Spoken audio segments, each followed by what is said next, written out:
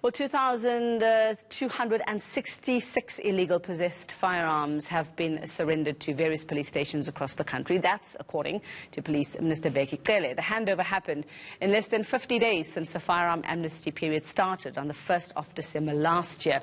Let's chat about this some more now. I'm joined by Paul Oxley. He's chairman of the South African Gun Owners Association. Paul, good evening and thanks so much for your time. I think I can guess where you stand on the amnesty, but let's hear it from you. How do you guys feel about this amnesty? What are your thoughts? Well, we think an amnesty is the wrong answer to the complex question of firearm ownership in this country. There's always been an opportunity for people. People can hand in unwanted firearms at any time. They don't require an amnesty to do that. Yeah. So we saw today the minister was making much of the fact that a dealer who's allegedly going out of business handed in a lot of old broken firearms that he had in his vault. It's hardly taking firearms off the street. There was stuff that needed to be destroyed. So we see very little reason for an amnesty in that sense, because those guns could have been handed in any time. The fact that the police are now making a song and dance about it just reflects on how poorly the amnesty is actually working. What would be a more effective alternative? I mean, we have to sort out the crime problem. Well, we know gun crime is the problem in this country. So what we've established in Parliament in the last couple of years is that there's absolutely no link between firearms which are used for crime and amnesties. Nothing at all. Yeah. No firearm that has ever been handed in an amnesty in the last 20 years in South Africa has ever been linked to any crime. So it's completely the wrong answer. There's a lot of technically illegally held firearms at the moment in South Africa because the police have been failing to renew them, to renew the licenses on them. And they've unlawfully been failing to renew the licenses.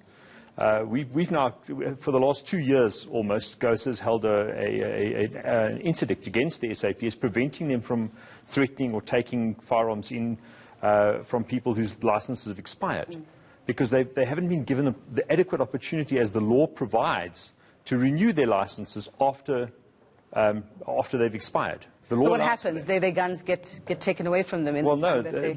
At the moment, yes. The police's only answer is hand your firearm in, surrender it to us, and then reapply for a new license for the firearm, which is ridiculous.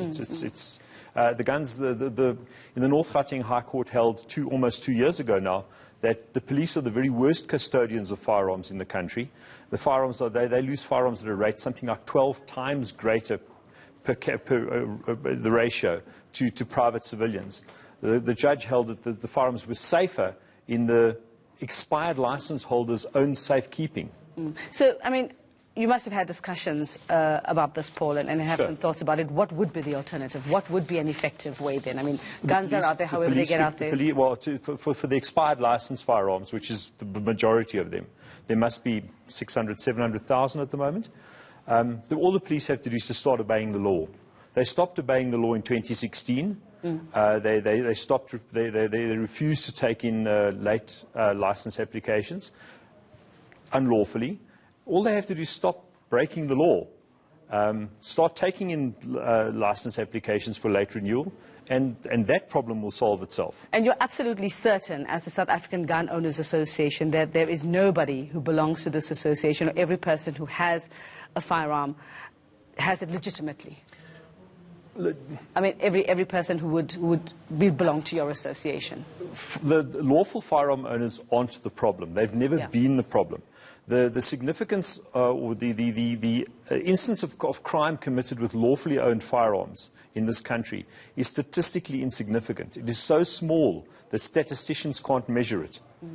So we're not the problem. Go after the real difficult ones, the firearms that the criminals have.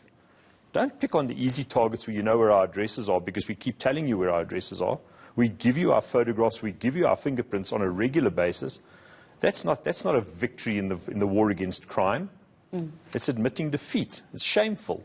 Okay, well, I think many might agree with you, Paul, that it's very difficult. You cannot track. You don't know how many illegal firearms are out there because you don't have any sort of identification as well. Very quickly for us, seeing reports of the National Hunting and Shooting Association lodging their challenge in December, forcing the minister to halt the firearms amnesty. Now, there are reports saying that they've withdrawn this, and you say that that's not true. Well, they didn't. They agreed to settle. They agreed to settle last week, and it was made an order of court this morning in the North Gauteng High Court. They settled on the basis that the police, and this is a theme, the police unlawfully have agreed to vary the terms of the amnesty that they've already started with. It's been running for 6 weeks, 7 weeks. In terms of Section 139(2) of the Firearms Control Act, that's unlawful. Parliament has to agree to the terms, not the police minister to try and wriggle out of a tight spot in court. Okay, so it seems like we really haven't solved any of our problems and solved nothing. Okay, well, let's hopefully at some point, we'll have to have a relook at this. Not us, like you said, the powers that be will have a relook at this and come up with something that is actually effective. Thank you very much, Paul Oxley from the South African Gun Owners Association.